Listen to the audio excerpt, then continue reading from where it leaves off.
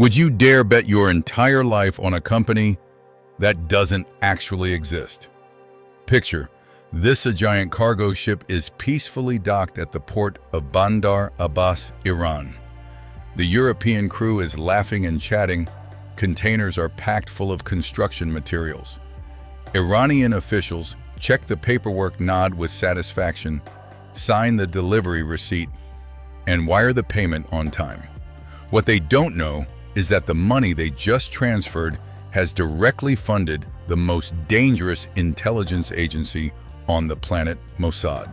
From 1980 to 1991, a European shipping company operated with extreme professionalism. Luxurious offices in Copenhagen, Amsterdam, and Hamburg.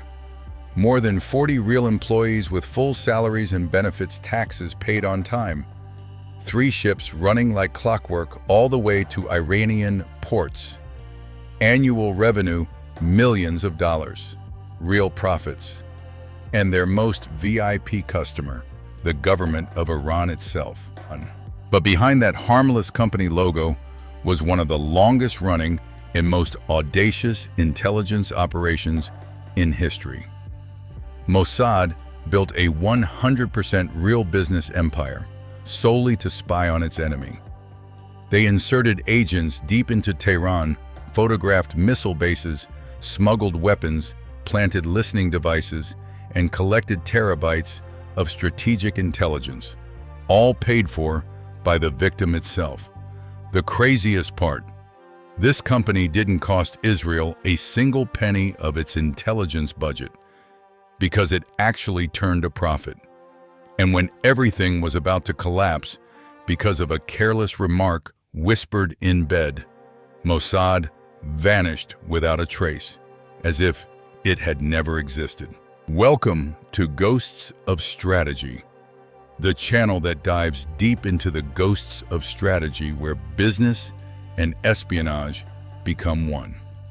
Today we're going to dissect step by step the operation the CIA called the Masterclass in Commercial Deep Cover.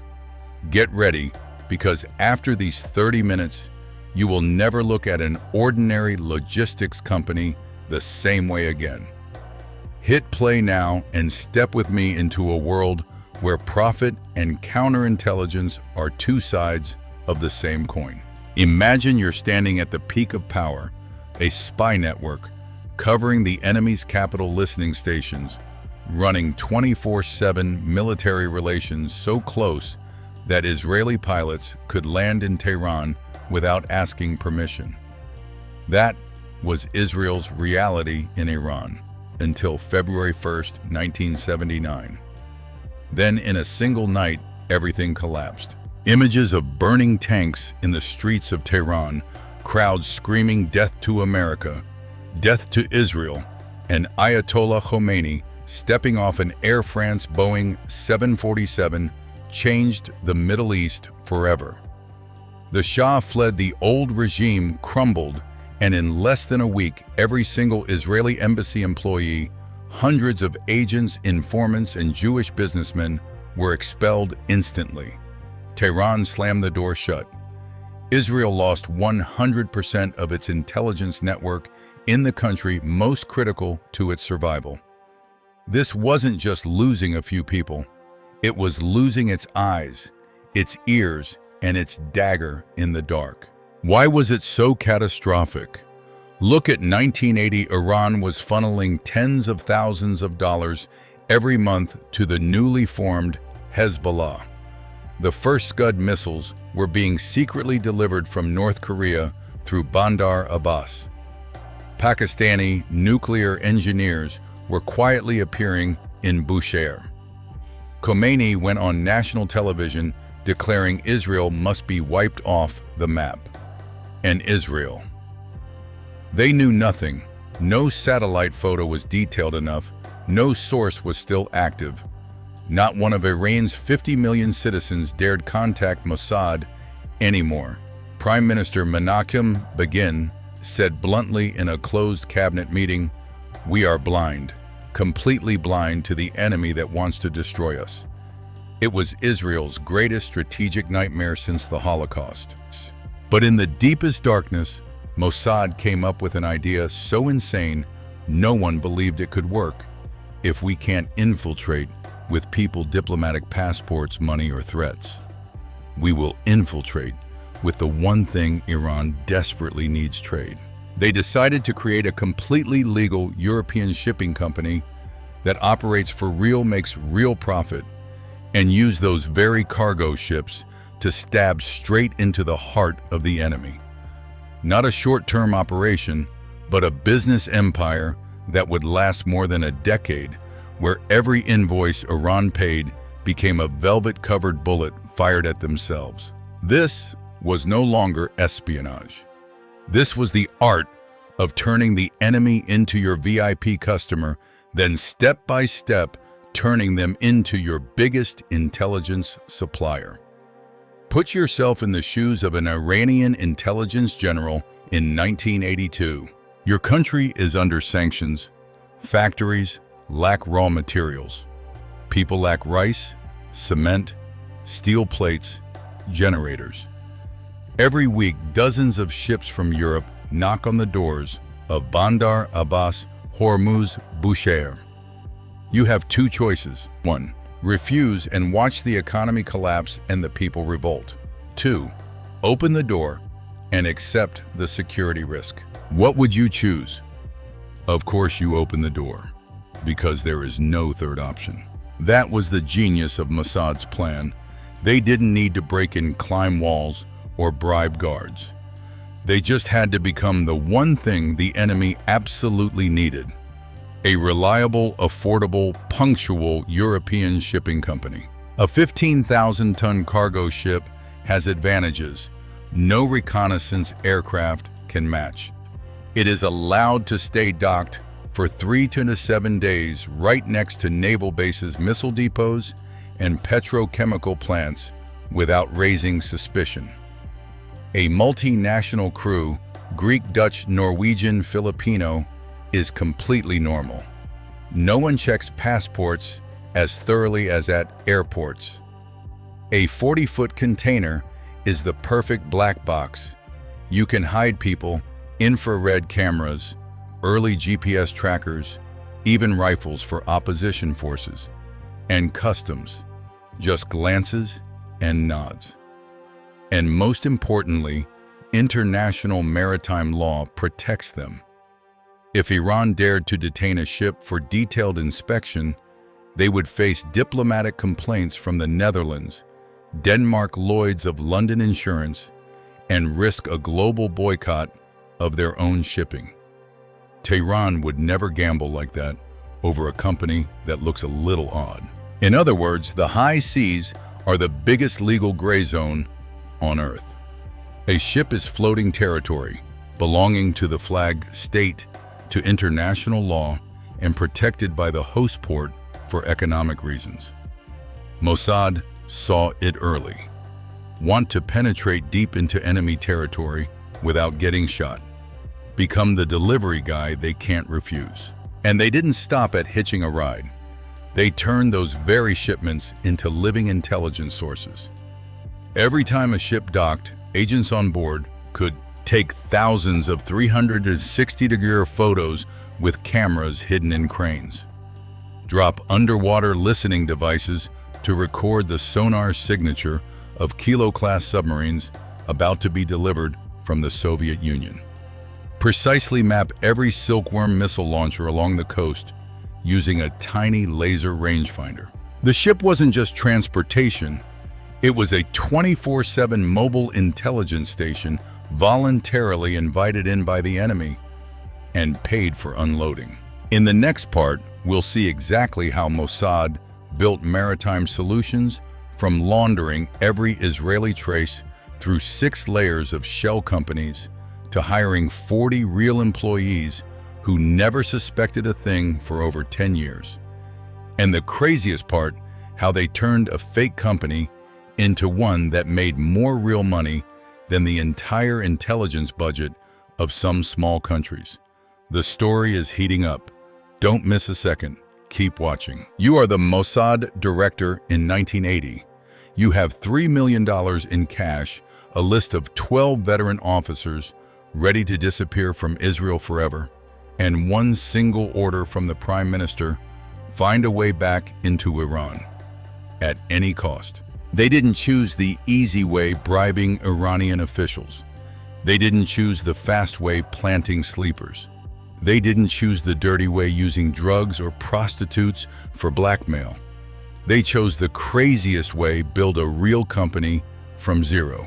So real that even the people working there for 10 years would never know who they were really serving. The real company name has never been officially revealed. In declassified files, it is only called the company or the European shipping firm. We'll call it Maritime Solutions, a name boring enough that no one would ever notice. Step 1. Erase every Israeli smell. The money was moved through 6 consecutive layers. Israel, secret account at Bank Leumi, private bank in Luxembourg, Panama shell company managed by Swiss lawyers. Maritime Growth Fund, investment fund in Zurich, finally to a completely legitimate group of Danish investors. If any journalist or investigator dug to layer 5, they would only see a Swiss investment fund specializing in Northern European shipping. By layer 6, it was completely clean. Step 2. Choose the home countries: Denmark and the Netherlands, the paradise of European shipping. No one suspects a company registered in Copenhagen or Rotterdam. Both nations are neutral, have centuries of maritime tradition, and most importantly, no diplomatic relations with Iran that Tehran could pressure. Step 3. Hire real people, pay real salaries. They posted real job ads in Lloyd's List and trade newspapers. Chief accountant needed port coordinator, sales staff fluent in Arabic. More than 40 people were hired, from a 23-year-old secretary in Amsterdam to a 55-year-old ship engineer in Hamburg. All 100% civilians, with families paying taxes, vacationing in Spain. Not one had ever set foot in Israel. Only 4 people knew the truth: the CEO, the CFO, the COO, and a mysterious technical advisor, all Mossad colonels or majors, carrying genuine European passports issued by friendly governments, with legends so deep that checking 10 generations would reveal nothing. Step 4. Buy ships, but old, dirty, and real. They bought 3 15-20-year-old multi-purpose cargo ships registered under the flags of Liberia and Cyprus, the most convenient flags in the world. The ships were repainted, safety certified by DNV Norway, insured by Lloyd's of London. Paperwork cleaner than a Swiss bank. Step 5. Embed agents in the crew. On each ship, only 2 to 3 people were real Mossad holding key positions. Chief engineer can enter the engine room anytime. Radio officer controls all communications. Cargo supervisor, the only one who knows what's really inside container number 17. They carried Belgian, Dutch, or German passports, legends built from birth schools, military service records, even a 1976 traffic ticket. Maritime Solutions now officially existed. An ordinary, odorless, tasteless European company with nothing suspicious, except that it was born to stab straight into Iran's heart. You think building the shell was enough? Wrong. Mossad didn't want a company that pretended to operate. They wanted it to win real tenders, have real customers, and make real money, because only then would Iran trust it 100%. In 1981-1982, Maritime Solutions started playing big. Tender to carry fertilizer from Rotterdam to Kuwait, won. Steel plates from Antwerp to Dubai, won again. Turkish cement to Aqaba, Jordan, won again. Competitive prices, on-time delivery, no accidents, no complaints. Within 18 months, they were on the approved carriers list of more than 20 major Middle Eastern conglomerates. Revenue exceeded $6 million year net profit, close to $1.2 million, meaning Israel's intelligence budget didn't have to spend another cent. And then came the fateful day, March 1982, an 8,000-ton lot of construction materials tendered by the Iranian Ministry of Construction. Maritime Solutions offered 4% lower than Maersk and 9 days faster delivery. Tehran didn't hesitate, signed immediately. On June 17, 1982, the ship MV Yamt, Nordic Star Cyprus flag, docked at Bandar Abbas for the first time. On the bridge, the real Dutch captain smiled and shook hands with the Iranian port official. In the engine room, a Belgian chief engineer quietly turned on a Super 8 camera hidden in a toolbox. In container number 9, a suitcase of listening devices labeled "Standby Generator" waited to be forwarded to Tehran. From that moment on, every invoice Iran signed carried a tiny line they would never notice: Service Provider Maritime Solutions AES, Copenhagen, meaning they were paying to be spied on themselves. Stay tuned for the next part, the part that left the entire intelligence world speechless. How Mossad turned those shipments into a pipeline for inserting agents deep into Iran, photographing missile sites, recruiting sources, and even getting a Mossad officer inside a chemical plant near Tehran suspected of producing biological weapons, as casually as going to the market. By 1984, Maritime Solutions was no longer just a shipping company. It had become a secret tunnel, thousands of nautical miles long, leading straight into Iran's heart. Every month, at least 2 to 3 ships called at the 3 main ports: Bandar Abbas, Khorramshahr, Bushehr. Each voyage was a mini operation. Passive collection was easy. Automatic 360 cameras hidden in cranes, photographing entire naval bases. Mini radiation detectors attached under the hull, picking up uranium traces from Bushehr. Sailors strolling on the pier with laser rangefinders mapping every new silkworm missile launcher. But Mossad wanted more. They started planting real human sources. An agent codenamed David Dutch, passport 38 years old, fluent in Farsi, worked as cargo supervisor. Over 4 years, he turned a 42-year-old Iranian port inspector from sharing beers, accepting small gifts, taking $500 envelopes. Finally, $3,000 a month to mark containers safe. Result: 90% of Maritime Solutions containers were never opened. Inside could be 50 infrared cameras for Kurdish opposition forces, 12 encrypted radios communicating directly with Tel Aviv. Once in 1987, 2 rifles wrapped in cement bags delivered straight to a disgruntled Iranian general. The climax came when they expanded into full logistics services. In 1986, a chemical plant near Tehran needed a European technical advisor to operate German-imported reactors. Who won the contract? Maritime Solutions Logistics. The man sent was a 41-year-old Mossad major with a Belgian passport under the name Peter van Beek.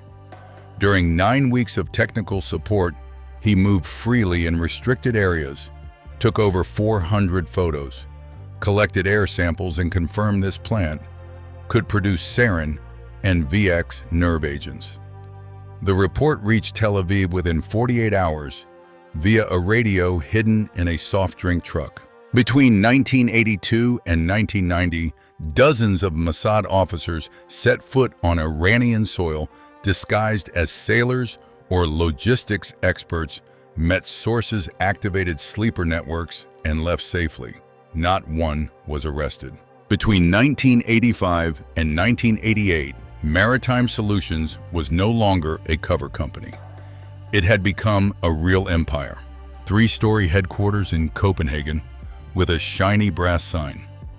New branches in Amsterdam and Hamburg with glass-walled meeting rooms overlooking the ports. 42 official employees receiving European salaries, full health insurance, 5 weeks paid vacation.